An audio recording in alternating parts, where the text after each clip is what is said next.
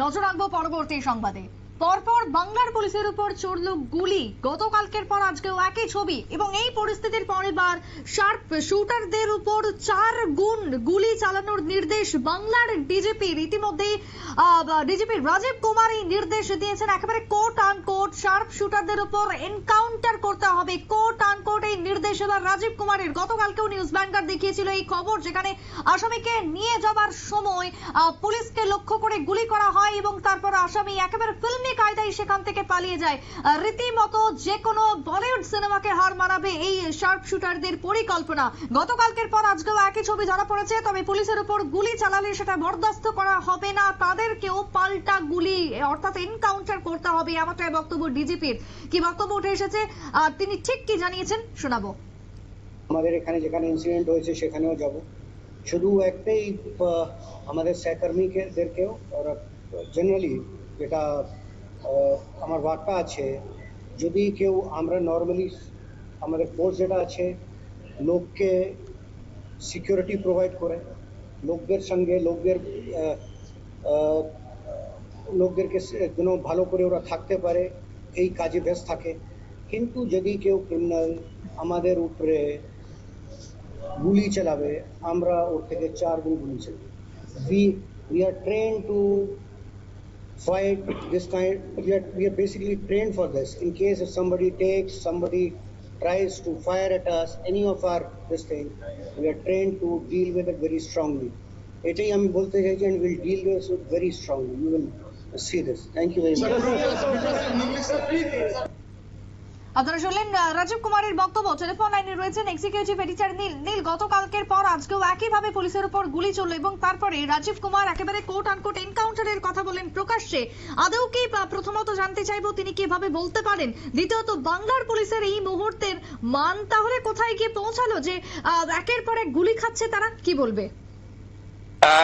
দেখো, গতকাল পুলিশের উপর হামলা হয়েছিল, তাতে 2 পুলিশ কর্মী গুরুতরভাবে আহত হয় এবং পুলিশকে যেভাবে গুলি চালিয়েছে সেই ঘটনার পুনরাবৃত্তি কিন্তু আজকেও লক্ষ্য করা গেছে। আজকে অবশ্য পুলিশের উপর গুলি চলেনি, কিন্তু পুলিশকে লক্ষ্য করে যে গ্রাম বাংলায় যে হাসুয়া ব্যবহার করা হয়, মুর্শিদাবাদ জেলাতে পুলিশের উপর হাসুয়া দিয়ে চড়াও হয়, তাতেও এক সাব ইন্সপেক্টর গুরুতরভাবে জখম হয় এবং অন্য আরো এক জায়গায় সেখানেও পুলিশের উপর হামলা হয়।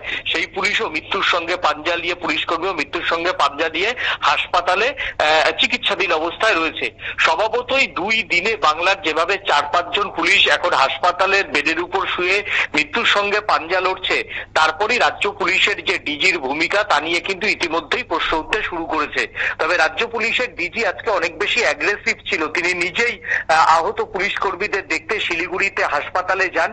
হাসপাতাল থেকে বেরিয়ে তিনি একটু অ্যাগ্রেসিভ মানসিকতা নিয়ে তিনি যেটা জানিয়েছেন যে যদি দুষ্কৃতীরা পুলিশকে লক্ষ্য করে 2 রাউন্ড গুলি ছোড়ে তাহলে পুলিশও 4 রাউন্ড গুলি ছুড়বে, এমনটাই কিন্তু বলেছে।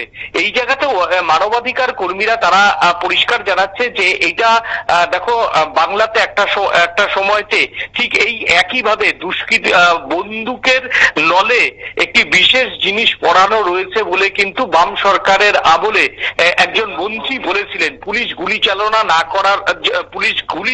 চালাবে না। এইটা একটা মন্ত্রী বাম সরকারের আমলে এক মন্ত্রী তিনি বলেছিলেন পুলিশ দুষ্কৃতীদের বিরুদ্ধে গুলি চালাবে না, তো পুলিশ কি ফুলের মালা নিয়ে থাকবে? এরপরেই কিন্তু মানবাধিকার কর্মীরা প্রশ্ন তুলতে শুরু করেছিল। যোগী আদিত্যনাথের আমলেও কিন্তু যোগী আদিত্যনাথ তিনি পরিষ্কার জানিয়েছেন যে দুষ্কৃতীরা গুলি ছুড়লে পাল্টা গুলি ছুড়তে হবে এবং এনকাউন্টার করতে হবে। সেই এনকাউন্টারে আমরা দেখছি পরপর যোগী রাজ্যে একের পর এক দুষ্কৃতী খতম হয়েছে। সেই সময়তে কিন্তু মমতা বন্দ্যোপাধ্যায়ের সরকার এবং মমতা বন্দ্যোপাধ্যায়ের একাধিক মন্ত্রী এই এনকাউন্টারের কিন্তু যোগী রাজ্যের এনকাউন্টারের কড়া সমালোচনা করেন।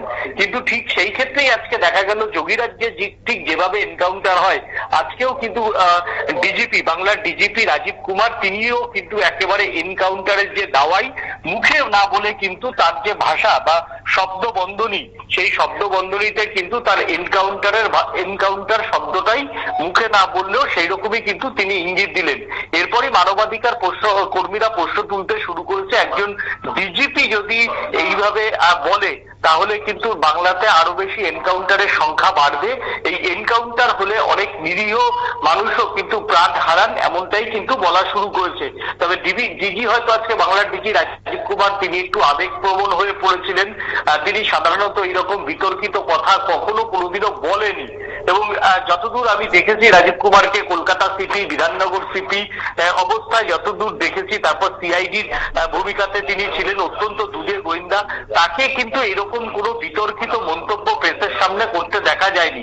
যেভাবে লাস্ট 4 দিন ধরে তার পুলিশ একের পর এক হামলার শিকার হচ্ছে এবং প্রত্যেকেই মৃত্যু শয্যায় হাসপাতালে রয়েছে, তাই হয়তো একটু আবেগ প্রবণ, এবং পুলিশের যে সার্বিক একটা ব্যর্থতা, অর্থাৎ যেভাবে দুষ্কৃতীরা পুলিশকে ধরে ধরে গুলি চালাচ্ছে, সেই জায়গাতে পুলিশ কর্মীরা কিছু করতে পারছে না। নিন্দুকেরা অনেকেই বাংলার পুলিশের সার্ভিস রিভলভার নিয়ে কেউ প্রশ্ন তুলছে যে মান্ধাতা আমলের সার্ভিস রিভলভার, অনেকে বলছে যে এত বেশি রাজনীতিকীকরণ হয়ে গেছে যে রাজনীতিকীকরণের জন্য পুলিশ সাধারণত দুষ্কৃতীদের বা অপরাধীদের নিয়ন্ত্রণ করতে ভয় পাচ্ছে।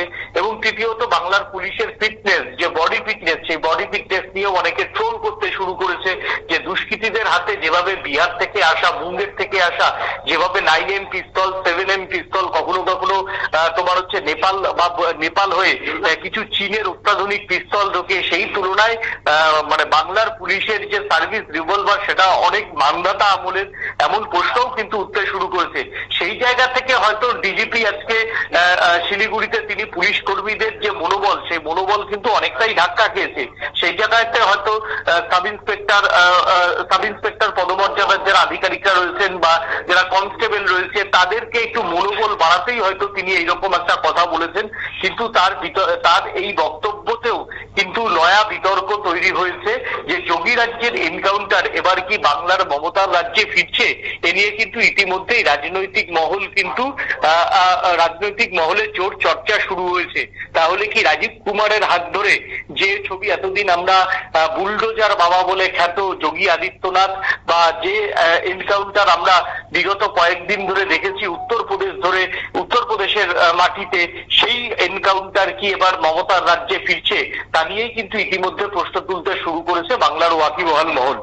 একেবারে তাই, ধন্যবাদ তোমায় নীল। অর্থাৎ এই মুহূর্তে দাঁড়িয়ে বাংলার যে পরিস্থিতি, বাংলার আভ্যন্তরীণ যে অবস্থা তা নিয়ে প্রশ্ন, তার সাথে একের পর এক যে পুলিশের উপর গুলি এবং তার পরবর্তীতে ইতিমধ্যে ডিজিপির এনকাউন্টারের ঘোষণা। তবে তিনি যদিও আবেগের বশে এটা ঘোষণা করেছেন এমনটাই মনে করছেন বিশেষজ্ঞ মহল, যেহেতু পরপর এই শার্প শুটারদের হানা এই মুহূর্তে বাংলার অভ্যন্তরে তা স্বাভাবিকভাবেই বা চিন্তার কারণ হয়ে দাঁড়িয়েছে বাংলার পুলিশের। ছোট্ট বিরতির পর ফিরছি, সঙ্গে থাকুন।